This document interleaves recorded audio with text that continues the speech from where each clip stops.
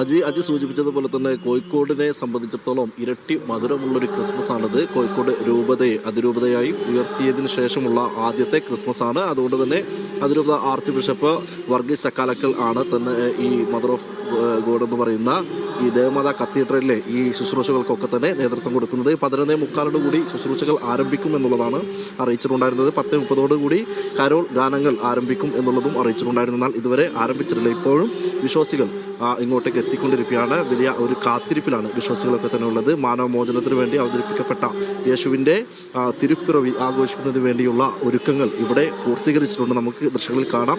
എല്ലാ വിശ്വാസികളും ഈ തിരുപ്പിറവി ആഘോഷിക്കുന്നതിന് വേണ്ടിയുള്ള ഒരു കാത്തിരിപ്പിലാണുള്ളത്. നമ്മളോടൊപ്പം ഒരു സിസ്റ്റർ ചേരുന്നുണ്ട്. സിസ്റ്റർ, ക്രിസ്മസ് ആശംസകൾ.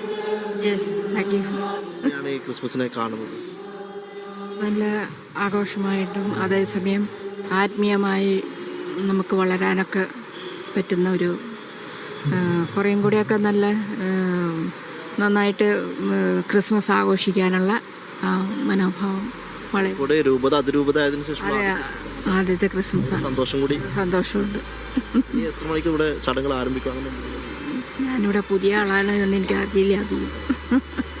വലിയ സന്തോഷത്തിലും അതോടൊപ്പം തന്നെ വിശുദ്ധിയിലുമാണ് ഇവർ ഇരിക്കുന്നത്. വലിയ ഈ പ്രാർത്ഥനകളൊക്കെ തന്നെ അല്പസമയത്ത് നമ്മൾ തുടങ്ങും. അതിന് മുന്നോടിയായിക്കൊണ്ട് തന്നെ പ്രാർത്ഥനയിൽ മുഴുകിക്കൊണ്ട് ക്രിസ്മസ് ആഘോഷത്തെ കുറേ കൂടി ആത്മീയതയിലേക്ക് കൂടി ആത്മീയതയുടെ ഒരു ആഘോഷം എന്ന നിലയ്ക്ക് കൂടി ക്രിസ്മസിനെ കണ്ടുകൊണ്ട് അവർ ഒരു പ്രാർത്ഥനയിൽ മുഴുകിയിരിക്കുന്ന കാഴ്ചയാണ് നമുക്ക് ഈ കത്തീഡ്രലിലൊക്കെ തന്നെ കാണുന്നത്. അല്പസമയത്തിനുള്ളിൽ തന്നെ ഒരു പക്ഷേ കോഴിക്കോട് അതിരൂപത ആർച്ച് ബിഷപ്പ് വർഗീസ് ചക്കാലക്കൽ ഇങ്ങോട്ടേക്ക് എത്തും. അതിനുശേഷമായിരിക്കും ഈ പ്രാർത്ഥനാ ചടങ്ങുകളും ശുശ്രൂഷാ ചടങ്ങുകളൊക്കെ തന്നെ ആരംഭിക്കുക. ഏതായാലും കോഴിക്കോടിനെ സംബന്ധിച്ചിടത്തോളം വലിയ ഒരു സന്തോഷം നിറഞ്ഞ ഒരു ദിവസം തന്നെയാണെന്ന്. നാടും നഗരവും ഒരുപോലെ ക്രിസ്മസ് ആഘോഷത്തിന് വേണ്ടിയുള്ള ഒരുക്കങ്ങൾ പൂർത്തിയാക്കി ആ രീതിയിൽ തിരുപ്പിറവിയെ ആഘോഷിക്കുന്നതിന് വേണ്ടിയുള്ള എല്ലാ സജ്ജീകരണങ്ങളും പൂർത്തിയാക്കി ഈ അർദ്ധരാത്രിയിൽ 12 മണിയോടുകൂടി തന്നെ ഈ പാതിര കുർബാനയ്ക്ക് വേണ്ടി ഒരുങ്ങിയിരിക്കുന്ന കാഴ്ച തന്നെയാണ് കോഴിക്കോട് ഈ ദേവമാതാ കത്തീഡ്രലിൽ നമുക്ക് കാണാനാകുന്നത്. ആ രീതിയിൽ വിശ്വാസികൾ കൂടുതലായി ഇങ്ങോട്ടേക്ക് വരുന്നുണ്ട്. അല്പസമയത്തിനുള്ളിൽ തന്നെ പള്ളി അങ്കണത്തിലേക്ക് നിരവധിയായ വിശ്വാസികൾ എത്തി. പള്ളി നിറഞ്ഞു കവിഞ്ഞ് ആ രീതിയിൽ ഒരു ഭക്തിസാന്ദ്രമായ ആത്മീയ വിശുദ്ധിയോടുകൂടിയുള്ള ഒരു ക്രിസ്മസിനെയും അതോടൊപ്പം തന്നെ പുതുവത്സരത്തെയും വരവേൽക്കുന്നതിന് വേണ്ടിയുള്ള ഒരു ഒരുക്കങ്ങളും അതോടൊപ്പമുള്ള പ്രാർത്ഥനാ ശുശ്രൂഷകളും ആരംഭിക്കുമെന്നുള്ളതാണ് നമുക്കിവിടെ നിന്ന് മനസ്സിലാക്കാൻ സാധിക്കുന്നത്. ഏതായാലും നേരത്തെ പറഞ്ഞ സമയം 10:30 കൂടി ഒരു പക്ഷേ കരോൾ ഗാനങ്ങൾ ആരംഭിക്കുമെന്നുള്ളതാണ്. എന്നാൽ ഇപ്പോൾ നമുക്ക് ദൃശ്യങ്ങളിൽ കാണാം കരോൾ ഗാനങ്ങൾ ആരംഭിച്ചിട്ടുണ്ട്.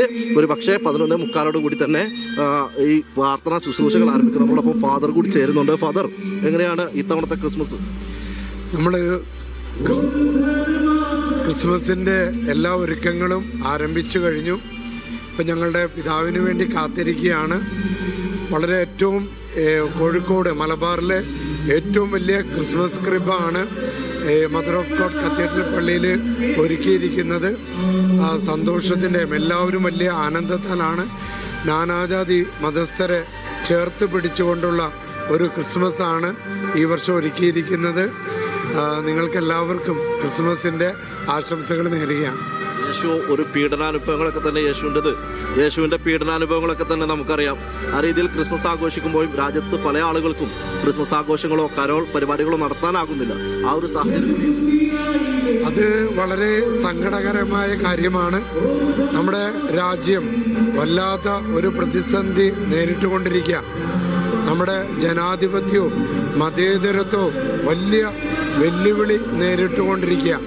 നമ്മൾ ഭാവി ഈ ഇന്ത്യ എന്നത് എന്താകുമെന്നുള്ള വലിയ ഒരു ഭയത്തിലും ഭയപ്പാടുകളും എല്ലാവരുടെ മനസ്സിൽ നിറഞ്ഞിരിക്കുകയാണ്. കാരണം നമ്മുടെ ജനാധിപത്യത്തെ, നമ്മുടെ മതേതരത്വത്തെ, നമ്മുടെ ഈ രാജ്യത്തിന് വേണ്ടി സ്വാതന്ത്ര്യം നേടിത്തന്ന അനേകം രക്തസാക്ഷികളുടെ ആ ധീര രക്തസാക്ഷികൾ ഈ നാടിന് വേണ്ടി ഒഴുക്കിയ ആ രക്തമെന്ന് പറയുന്നത് ഇവിടുത്തെ ജനാധിപത്യവും മതേതരത്വവും മതസൗഹാർദ്ദവുമാണ്. അത് വെല്ലുവിളി നേരിടുന്നത് വളരെ ദുഃഖകരമായ കാര്യമാണ്. ക്രിസ്മസ് ആശംസകൾ. ആ ഒരു സന്ദേശം കൂടിയാണ് ഇപ്പോൾ നമ്മളോട് ഫാദർ പറയുന്നത്. ഏതായാലും രാജ്യത്ത് ഈ ക്രിസ്തീയ വിശ്വാസികൾ വലിയ വെല്ലുവിളി നേരിടുന്ന ഒരു സമയം കൂടിയാണ് കരോൾ ഗാനങ്ങൾ